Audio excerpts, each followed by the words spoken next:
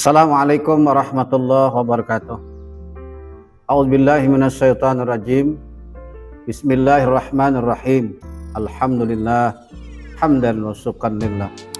Salatan wa salaman ala Rasulillah wa ala alihi wa sahbihi wa mawala. Asyhadu an la ilaha illallah wa asyhadu anna Muhammadan abduhu wa rasuluh la nabiyya ba'da. Subhanaka la ilma lana illa ma 'allamtana.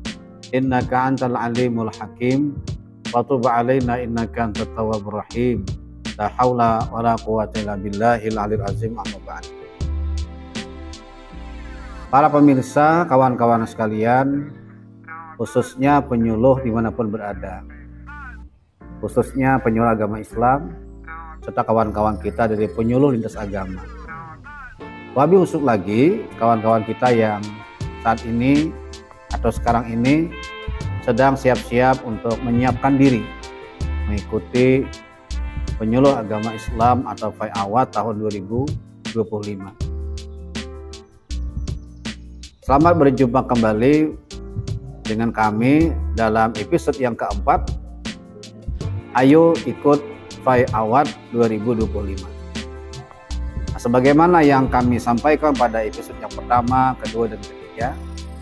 Nah, episode yang keempat ini kita akan sedikit berbincang-bincang, berbagi pengalaman baik dari literatur maupun pengalaman sendiri.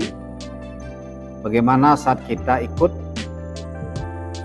FAI-AWAD ini tahun 2023. Kemudian kita juga ikut mengawal sebagai mentor kawan-kawan yang ikut FAI-AWAD tahun 2024. Nah, mudah-mudahan dengan pengalaman ini ditambah dengan pengalaman yang dimiliki oleh kawan-kawan peserta akan kita gabungkan, insya Allah FAI-AWAD yang nanti Bapak Ibu ikuti akan berjalan lancar, mulus, sukses, dan pada akhirnya akan mendapatkan apa-apa yang Bapak Ibu cita-citakan. Nah, oleh karena itu izinkan kami ikut serta berbagi pengalaman.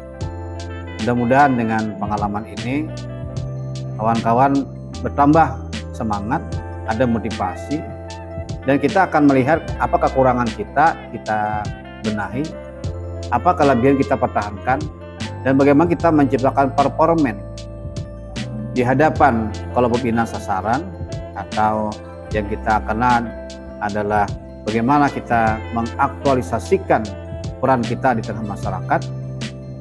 Dan terutama nanti Bapak Ibu akan berhadapan dengan dewan juri terhormat dari tingkat kabupaten mungkin atau provinsi, bahkan yang sangat penting adalah kita berhadapan dewan juri tingkat nasional. Nah, sekali lagi apa yang kami sampaikan nanti mudah-mudahan memberikan manfaat, memberikan inspirasi kepada kawan-kawan sekalian. Baik, episode kita yang keempat ini kita membahas tentang filosofi, kiat-kiat, dan prinsip-prinsip sukses, ya, prinsip, filosofi, kiat-kiat, dan prinsip-prinsip sukses penyuluh agama Islam atau FAI-AWAD tahun 2025. Apa saja? Nah, yang pertama kami ingin menyampaikan tentang dua aspek. Dua aspek yang pertama saya singkat A2I. Apa itu A2I? A2I adalah alamiah, ilmiah, dan ilahiyah. Kenapa? Karena penyuluh agama Islam atau FAI-AWAD merupakan salah satu cara pemerintah untuk memberikan penghargaan, mengapresiasi para penyuluh agama Islam yang berhasil menjalankan tugasnya. Tugasnya kan dua, tugas dalam arti topoksi dari kepenyuluhan, tugas dalam arti dia mengembangkan dakwah di masyarakat yang dikolaborasi dalam bentuk FAI-AWAD dengan memilih kategori.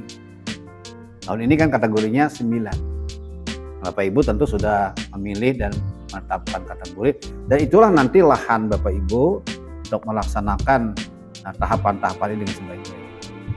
Baik, yang pertama adalah alamiah. Alamiah itu maksudnya seorang penyuluh yang mengikuti FAI-AWAD, mengikuti FAI-AWAD ini dengan apa adanya, alami tadi, ya. Bapak Ibu melaksanakan tugas kepenyuluhan, ya memang tugas kita, tupoksi kita. Kan ada kelompok sesara, ada kelompok binaan, ada binaan tetap, tidak tetap, ada binaan umum, ada binaan khusus. Itu kan memang binaan kita, tupoksi kita.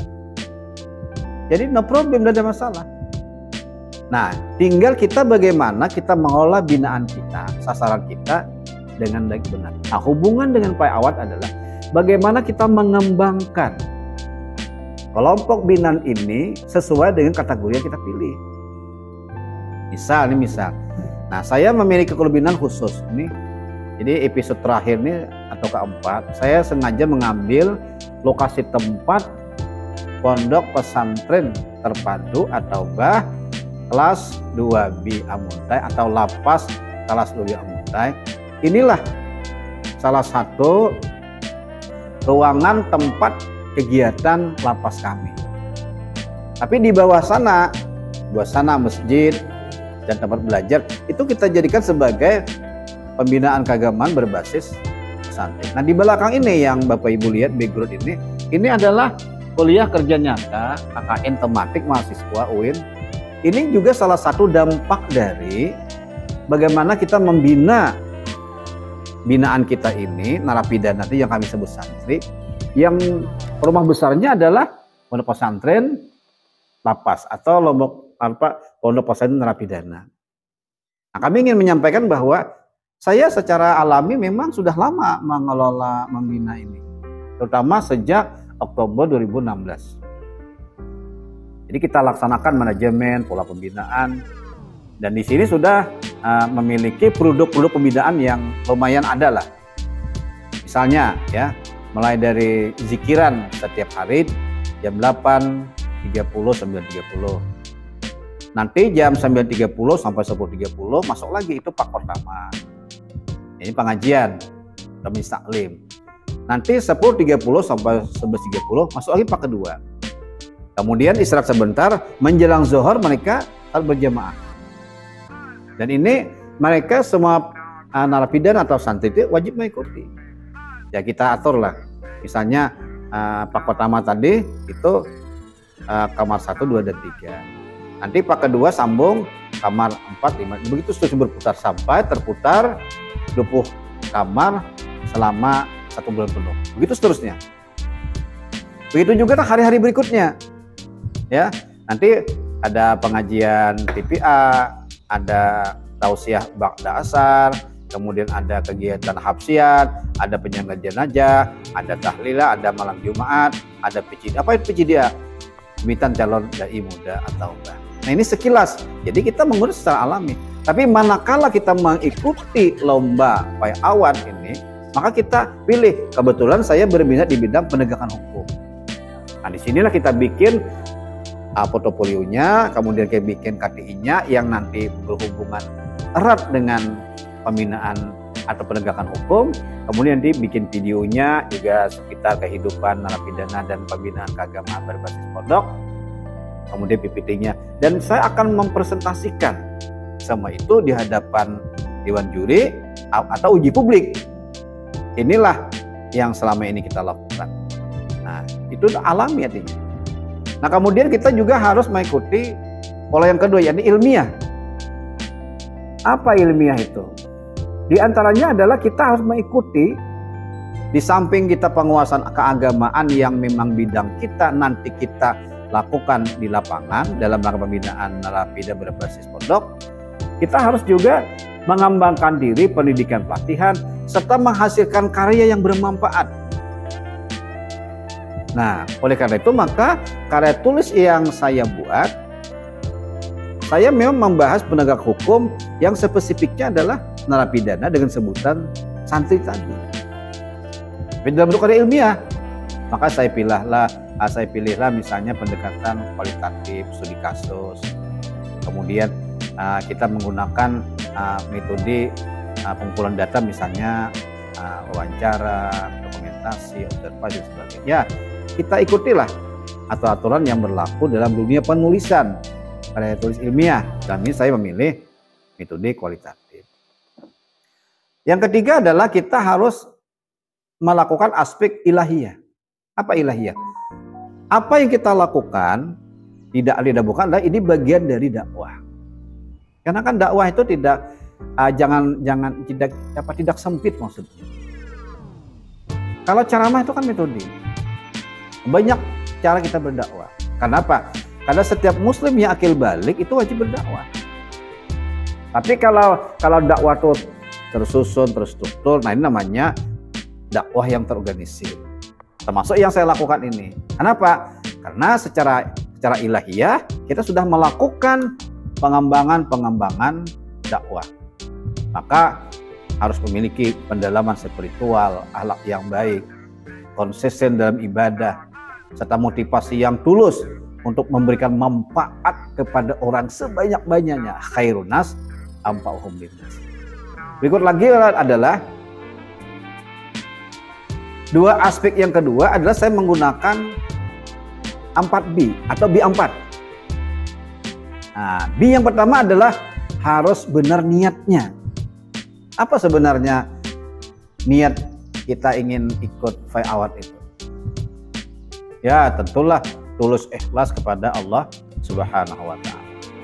Jangan karena ada yang lain. Kalau toh nanti kita juara, ranking berapa, masuk nominator, nah itu kan enggaklah bonus lah.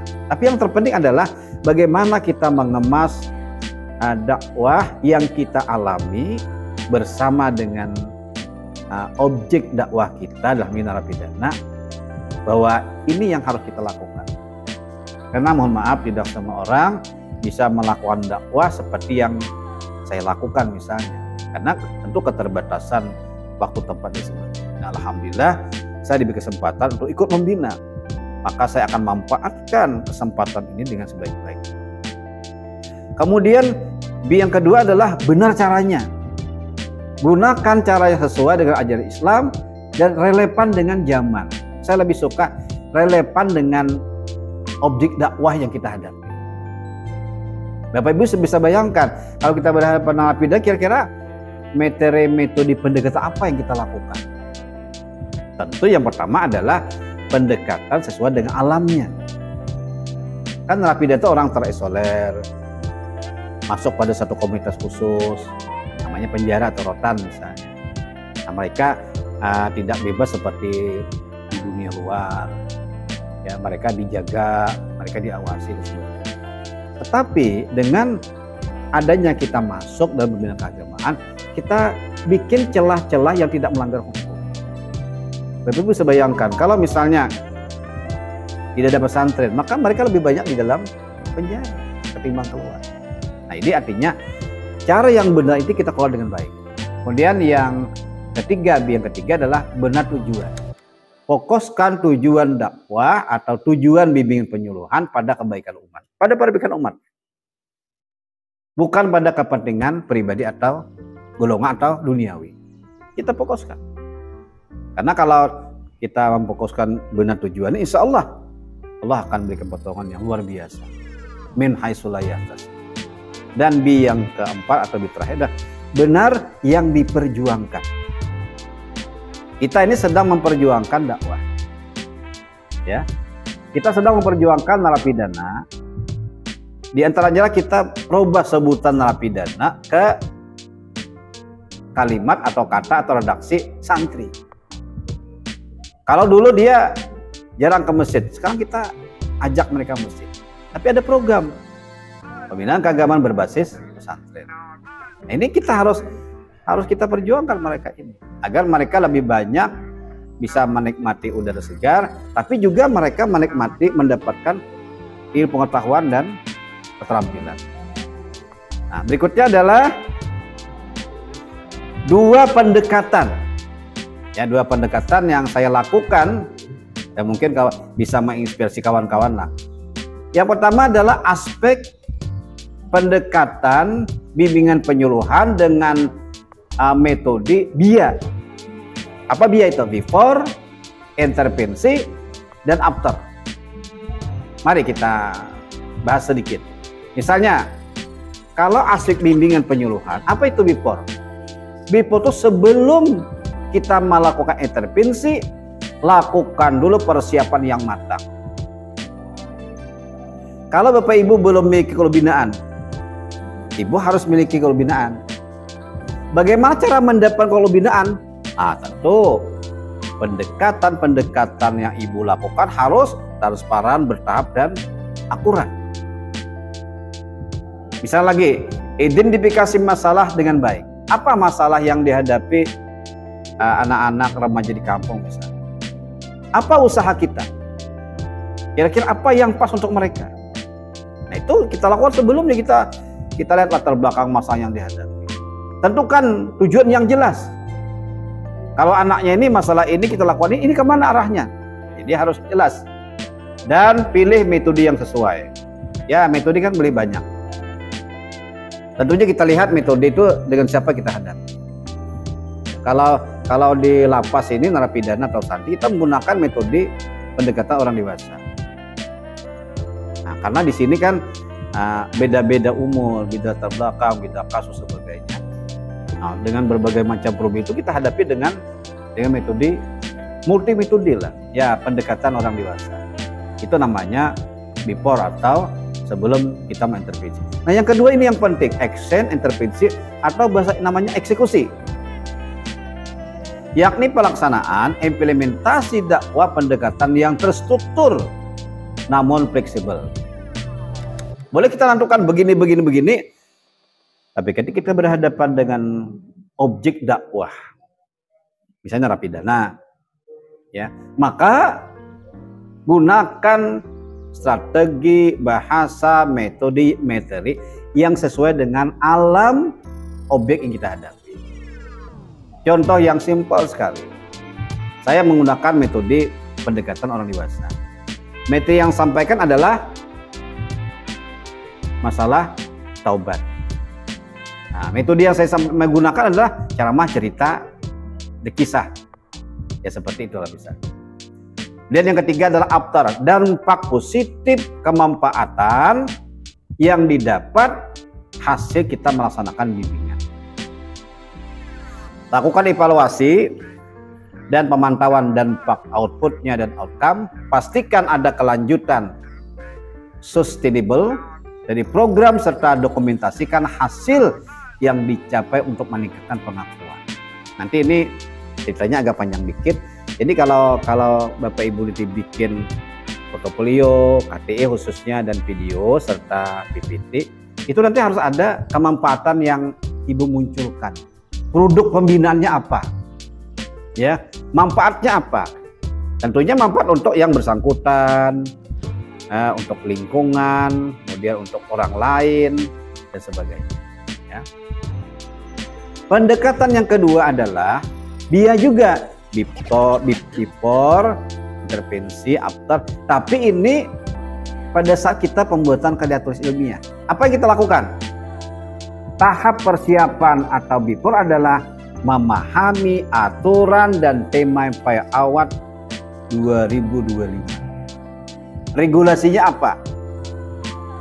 Surat Keputusan Direktur Jenderal Bimas Islam Republik Indonesia nomor 131 tentang petunjuk pelaksanaan penyuluh agama Islam MPI Award tahun 2025. Di situ lengkap hal ehwal yang berkenaan dengan kepesertaan kita mengikuti MPI Award. Silahkan Bapak Ibu baca kembali aturan tersebut. Yang kedua, kita harus memahami juga regulasi yang berhubungan dengan itu. Misalnya, saya kemarin harus membaca tentang peraturan Undang-Undang RI nomor 22 tahun 2022 tentang pemasyarakatan. Itu hubungan dengan lapas. Karena di situ ada item tentang pembinaan. Di bawah pembinaan itu ada namanya tentang pembinaan kepribadian. Nah, kepribadian masuk tentang pembinaan keagamaan.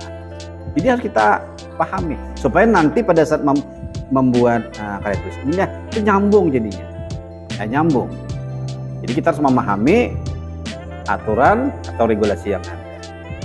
Kemudian analisis karya tulis ilmiah ya, harus ada gambaran yang jelas sehingga antara si pembuat karya tulis dengan dewan juri yang menilai, itu ada persamaan, ya, ada kesepakatan. Kan di 131 itu ada atur misalnya halaman 11.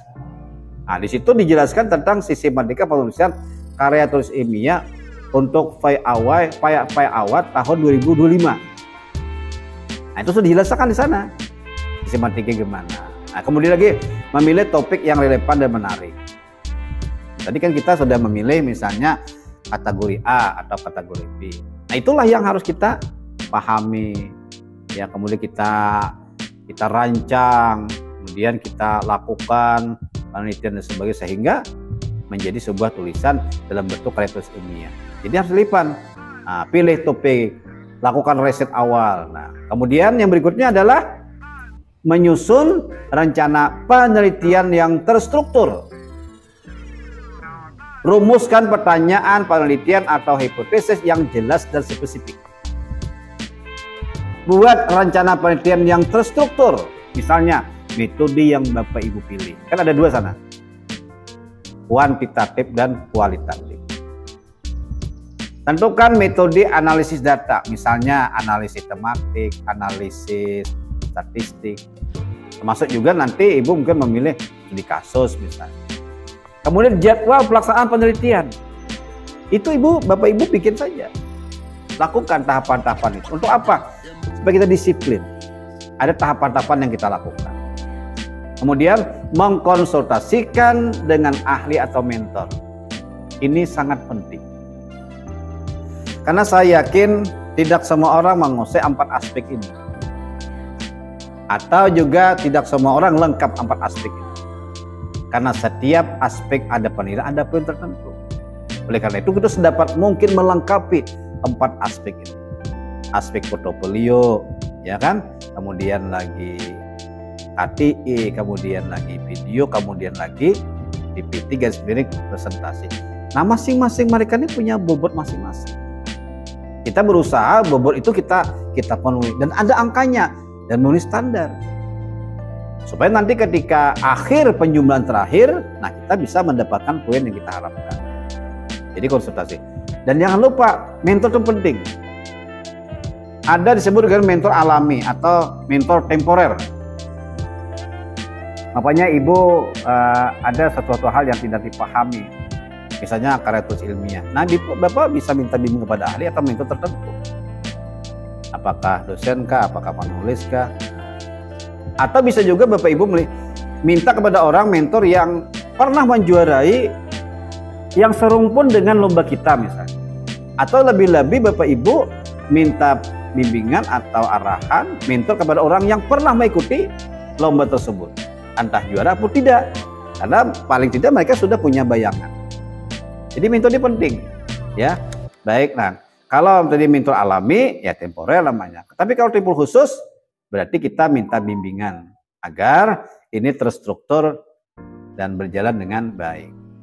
Nah, kemudian pada BIA atau BIA ini di bidang karya tulis ilmiah, yang kedua intervensi. Perhatikan misalnya membangun struktur KTI yang sistematis. Bapak Ibu silahkan nanti buka halaman 11 ya.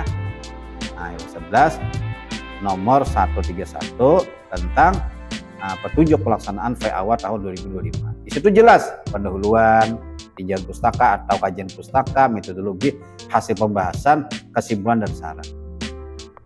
Berikutnya adalah intervensi, harus menulis dengan bahasa yang jelas dan runtut. Gunakan bahasa yang mudah dipahami. Struktur kalimat yang baik. Kemudian dukung setiap pernyataan dengan bukti dan data penelitian yang valid. Jangan asal tulis, asal bunyi, asal ditulis, asal diletakkan data itu tanpa kita periksa terlebih dahulu. Kemudian menjaga akurasi dan objektivitas. Apa yang diperhatikan? Pastikan semua informasi dan data yang disajikan akurat dan sesuai dengan sumber yang kredibel. Hindari bias dan opini pribadi, fokus pada analisis objektif, perhatikan etika penelitian dan hindari plagiat atau plagiarisme. Hindari. Sebab nanti tim dewan juri tentu akan mereksa seoriginal, seasli mungkin. Dan ini akan berpengaruh kepada penilaian. Nah, yang ketiga after dari menulis KTI ini adalah penyelesaian dan penyampaian KTI. Apa yang harus Bapak Ibu siapkan? Meminta umpan balik dan revisi. Ya. Kemudian lagi editing dan proofreading. Ya. Kemudian format dan penyampaian. Nah, dari semua ini insya Allah nanti Bapak Ibu akan ada gambaran bagaimana kita membuat karya ilmiah atau bimbingan penyuluhan dengan menggunakan pendekatan BA tadi, ya, before, intervensi, dan after. Baik, kita lanjut. Ada lagi dua filosofis yang harus kita pahami ya bersama. Dua filosofis yang pertama adalah saya singkat TOP. Apa TOP itu? Tempat, orang, dan peristiwa. Ingat Bapak Ibu terhormat bahwa kita ikut Five Award itu ya bukan sekedar ikut, tapi bujur-bujur mengikuti dan mengikuti apa aturannya dan kita hadir di dalamnya. Bagaimana filosofinya? Kalau top itu, ya yang pertama adalah bahwa setiap tempat adalah kelas. Nah, itu harus kita pegang filosofinya. Memanfaatkan setiap tempat sebagai peluang untuk dakwah atau bimbingan penyuluh atau pembelajaran. Beradaptasi dengan lingkungan untuk memberikan pesan yang relevan dan efektif. Yang kedua, setiap orang adalah guru. Saya berkali-kali mungkin bilang bahwa setiap kita mungkin punya kelemahan masing-masing. Khusus hubungan dengan Five Award ini, tentu di antara ibu ada yang punya kelemahan. Ya syukur-syukur kalau semua sudah memahami. Nah, kemudian pakar membuat portofolio, kemudian piawai dan membuat video, kemudian profesional dalam membuat karya ilmiah, kemudian public speakingnya, PPT dan presentasinya sudah mantap. Nah itu mantap artinya. Tapi saya yakin mungkin di antara 4 atau yang 1 atau 2-nya mungkin ada kelemahan kita. Apa yang kita lakukan? Jangan malu untuk belajar. Jangan malu untuk belajar. Ya, dari manapun datang gurunya. Sarjanakah, tidak sarjanakah, dari santri atau dari pelajar biasa. Yang penting dia memahami. Tapi catatan adalah desainernya, konsepnya kita diskusikan kepada kawan kita yang akan bantu kita misalnya, setelah nanti akan nyambung. Ya. Kemudian setiap peristiwa adalah pelajaran. Mari kita ambil hikmah dan pelajaran setiap kejadian. Terutama kita Pak Awad ini kan kita belajar administrasi rapi, belajar kita membuat portofolio sehingga kita tahu. Portofolio kan saya sebut dengan my profile. Siapa saya, apa kegiatan saya, pendidikan saya dan sebagainya. Nah, kemudian lagi kita KTI. KTI itu apa? Itu kayak kita bikin rumah. Nah, kita bikin rumah. Bagaimana, apa, siapa dan sebagainya. Ya. Kemudian lagi kita juga belajar dengan kawan-kawan serumpun dengan kita atau sesama kawan-kawan yang ikut Five Award. Bahkan kita belajar dengan Dewan Juri. Jadi pertanyaan Dewan Juri itu adalah kita menyiapkan jawaban dan itu adalah pelajaran kita. Kemudian, nah itu filosofi yang berkenaan dengan tempat, orang, dan peristiwa. Nah, dua filosofi yang satunya lagi adalah bagaimana kita memahami ya kalah dan menang. Kalah dan menang. Kan kita paham ya setiap pertandingan itu pasti ada yang kalah yang menang. Begitu juga dengan Five Award ini. Maka filosofinya bagaimana kita menghadapi. Yang pertama adalah menang tidak hanya tentang meraih penghargaan, tetapi juga tentang menyebarkan dakwah secara efektif, melaksanakan tugas bimbingan penyuluhan, membawa dampak positif bagi masyarakat, dan terus berkembang sebagai individu yang berkarakter akhlak. Kalau misalnya kita kalah, itu bukanlah akhir dari segala-galanya. Ada mengatakan bahwa Kekalahanlah sukses yang tertunda. Kalau kita mau belajar di kekalahan. Kekalahan adalah bagian dari proses untuk memperbaiki diri. Belajar dari pengalaman dan terus berusaha untuk memberikan yang terbaik. Ya. Jadi kalau kita kalah, mulai kita latihan, kalah lagi, latihan lagi. Itu kan sudah ada usaha gitu. Tapi jarang sekali menurut pendapat saya kalau dia kalah, kemudian dia ikut lagi, kalau dia memperbaiki, insya Allah ada hasilnya. Apakah langsung ke puncak atas, nominator atau juara, atau mungkin bertahap. Tapi yang terpenting dari sini adalah kita belajar dari kekalahan untuk menjadi pribadi yang baik. Dalam dakwah, kalah dan menang adalah dua sisi yang saling melengkapi. Kemenangan sejati adalah ketika penyuluh agama menjalani tugas dakwah dengan integritas, melaksanakan bimbingan penyuluh dengan baik dan benar, keikhlasan dan penuh dengan semangat, baik dalam keadaan senang maupun dalam keadaan kalah. Kawan-kawan sekalian, penyuluh agama Islam dan penyuluh lintas agama, habis kawan-kawan yang akan ikut bayawat. Berikutnya adalah filosofi, juara dan teladan. Ya, makna filosofi, juara dan teladan dalam bayawat. Yang pertama adalah juara dalam dakwah. Nah, itu. Jadi kita sudah melakukan dakwah artinya melalui bayawat. Yang kedua adalah teladan dalam akhlak dan kehidupan. Ya, bagaimana kita menjadi teladan dengan berakhlak mulia dalam kehidupan. Jadi kita teladan bukan hanya ketika ikut lomba, tapi yang penting adalah pada saat lomba dan pasca lomba. Kan kalau dia kalah dia terima, kemudian dia belajar, itu teladan nantinya bagi kita, ya kan? Kemudian keterkaitan antara juara dan teladan. Juara yang sebenarnya adalah mereka tidak hanya memenangkan penghargaan, tetapi juga menjadi teladan dalam kehidupan masyarakat. Nah, oleh karena itu, maka juara dan teladan pada hakikatnya adalah juara dalam dakwah, teladan dalam kehidupan. Kemudian dia menjadi seorang sosok yang berakhlak mulia. Kawan-kawan, nah di penghujung episode yang keempat ini kami ingin menyampaikan prinsip-prinsip penting pada saat Bapak Ibu mengikuti bayawat. Yang pertama adalah kedepankan keikhlasan kepada Allah Subhanahu wa Ta'ala. Yang kedua, komitmen terhadap kualitas dakwah, menyampaikan pesan agama dengan efektif dan relevan. Misalnya, sampaikan apa yang diperlukan, bukan sampaikan apa yang saya miliki. Itu beda. Kalau yang saya sampaikan apa yang saya miliki, berarti kita tidak menghiraukan apa yang diperlukan. Tapi kalau kita sampaikan apa yang diperlukan, berarti apa yang mereka butuhkan itu yang harus kita penuhi. Ya.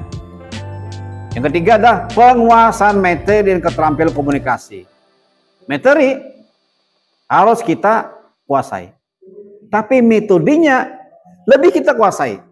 Antara materi dan metode, maka di depannya itu adalah orang yang berakhlak mulia. Kemudian inovasi dalam penyuluhan. Nah, ini harus ada inovasi dalam penyuluhan. Ada kebaruan. Ada produk baru. Dan produk baru itu, temuan itu memberikan dampak yang meluas. Bukan hanya pribadinya, tapi binaannya, sasarannya, masyarakat luas, bahkan bangsa negara sekalipun. Kemudian kepemimpinan yang menginspirasi, yakni menjadi teladan dalam berakhlak dan berperilaku, empati dan pendekatan personal, yakni memahami dalam penyelesaian masalah masyarakat dengan kasih sayang, kemudian keberanian menghadapi tantangan. Nah, kita ini kan sedang peserta bayawat ini adalah orang yang berusaha keluar dari zona aman. Ya, apa zona aman itu? Ya, saya tidak ikut bayawat juga tidak apa-apa misalnya. Itu zona aman. Saya begini, saya syukur alhamdulillah. Yang penting bisa naik pangkat, boleh naik golongan, ya kan? Itu artinya dia masih berada pada zona aman. Ya udahlah, tidak perlu terlalu kreatif lah. Ya, ini pun sudah syukur alhamdulillah. Nah, ini dia masih berada pada posisi zona aman. Nah, coba peserta PA-Award ini berani keluar pada zona aman ini, yakni ikut PA-Award dengan mengikuti prosesnya sampai kita tahapan-tahapan berikutnya. Ini yang saya sebutkan, kita kalau pada zona aman. Jadi harus kita berani menghadapi tantangan. Ya, kemudian pendidikan berkelanjutan, terus belajar dan meningkatkan pengetahuan, skill dan keterampilan. Kemudian membangun jaringan kerjasama, karena mustahil kita dalam berdakwah itu sendiri ya, sendiri itu dalam arti personal, pendekatan kepada Allah, keterampilan, kemampuan, tapi dalam hal pelaksanaan kita memerlukan orang lain, baik tenaga, pikiran maupun manajemen, administrasi dan sebagainya. Dan yang terakhir adalah ketekunan dan konsistensi. Tetap berusaha meski menghadapi rintangan dan terus berinovasi. Dari penjelasan yang kami sampaikan ini, mudah-mudahan menginspirasi. Kami merasa bukanlah yang baik, apalagi terbaik. Ya, kami bukanlah yang baik, apalagi yang terbaik. Tapi kami ingin memberikan sesuatu. Ya, paling tidak kita ikut mengawal, ikut memotivasi, memberikan sesuatu yang mungkin bisa meringankan kawan-kawan dalam penyelesaian pembuatan portofolio, KTI, video, PPT, presentasi, atau mungkin kita juga kolaborasi. Mari kita bersama-sama, insya Allah dengan keyakinan, dengan perjuangan kita semua, saya berharap Kalsa akan kembali muncul di kancah nasional. Alhamdulillah kalau bisa kita berada pada posisi nominator dan juara 9 kategori. Ya, kalau tidak, paling tidak adalah di antara 9 kategori yang menjuari nasional. Syukur kalau semuanya. Itu harapan kita semua. Saya mohon maaf yang sebesar-besarnya kepada semua pihak, kawan-kawan penyuluh agama dan juga penyuluh agama Islam dan penyuluh agama lintas agama. Wabil khusus kepada kawan-kawan yang sekarang ini mempersiapkan diri untuk ikut PA-Award tahun 2025. Sekali lagi, saya bukanlah yang baik. Banyak kekurangan yang saya miliki, yang ada pada diri saya, tapi mungkin pengalaman sedikit karena kita pernah menjuari juara 1 PA-Award tahun 2023 kategori penegakan hukum, dan kemarin juga ikut melatih, mengarahkan dan mentor kawan-kawan yang tahun 2024 tadi. Alhamdulillah 4 orang masuk nominator, dan mudah tahun ini juga lebih baik daripada pencapaian kita tahun 2003 dan 2004. Terima kasih. Dengan episode yang keempat ini, maka untuk sementara selesailah tugas kami untuk menjelaskan apa itu PA-Award, ya, sampai dari episode 1, 2, 3, dan 4. Terima kasih. Kepada Allah kita menyerahkan diri. Apa yang saya pikirkan, apa yang saya perbuat, apa yang saya ucapkan, apa yang saya lakukan, itu adalah karena qudrat iradat Allah Subhanahu wa ta'ala. La haula wala quwata illa billahil azim. Kalaupun ada kebaikan yang kami sampaikan, mudah-mudahan ini menjadi amal saleh untuk kami dan kebaikan untuk kita semua. Demikian burung irian burung pendawasih. Cukup sekian dan terima kasih. Wallahu muwaffiq ila aqwamit thoriq. Wassalamualaikum warahmatullahi wabarakatuh. Ipari jaya, jaya, jaya, jaya. Penyuluh terdepan luar biasa, mantap.